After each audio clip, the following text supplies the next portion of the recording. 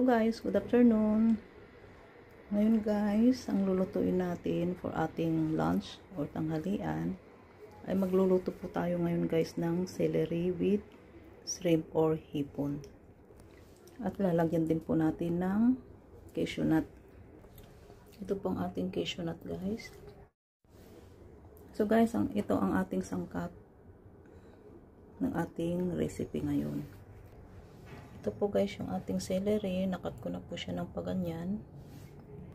Yung ating hipon, nabalatan ko na, tanggal ko na yung hook niya or shell. Ito po yung cashew nut. Igisa po natin sa luya.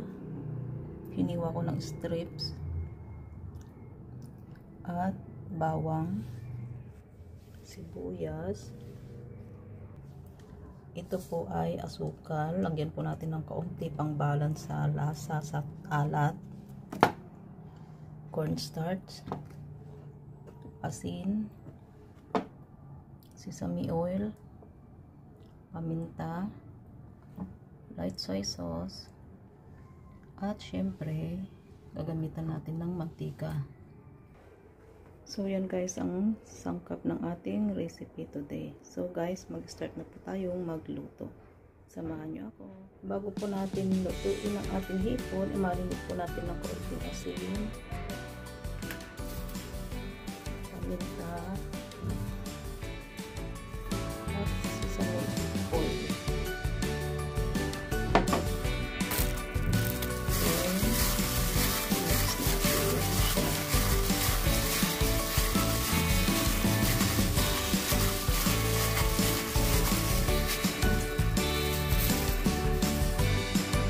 Guys, bali ang ating cashew nut, i-toasted ko muna natin. Maglagay lang tayo dito sa kawali ng kaunting mantika. Ilit lang ating mantika, ilagay natin ang ating cashew nut. Lutuin lang natin ang cashew nut guys hanggang ito po ay mag-brown.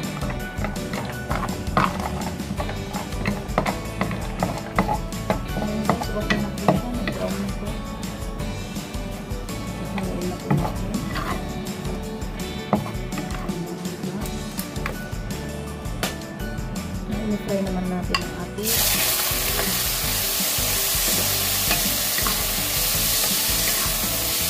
ituloy natin hanggang mag-orange.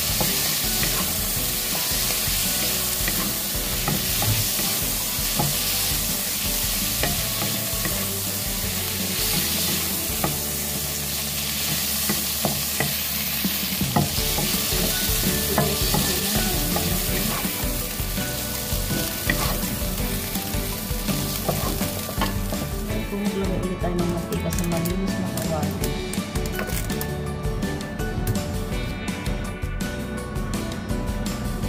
Isa natin ang luya.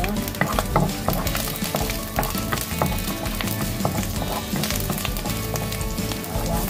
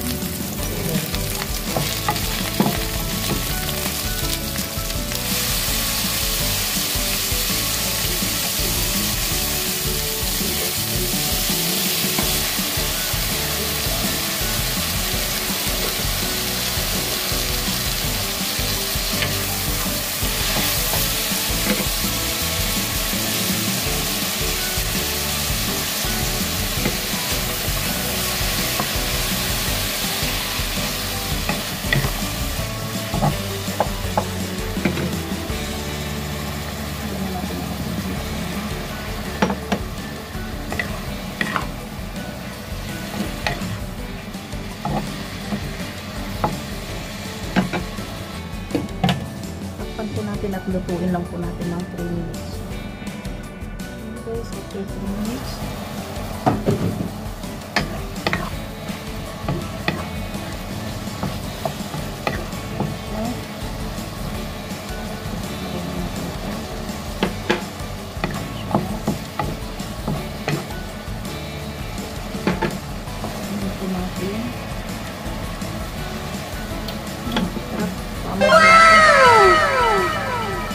Natin ng cornstarch slurry para lumapit din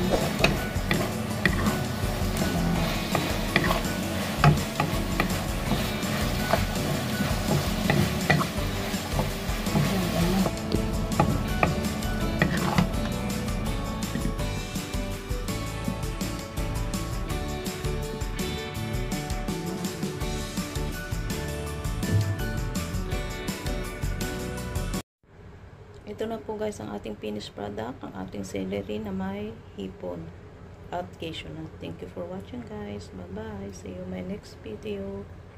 God bless us all.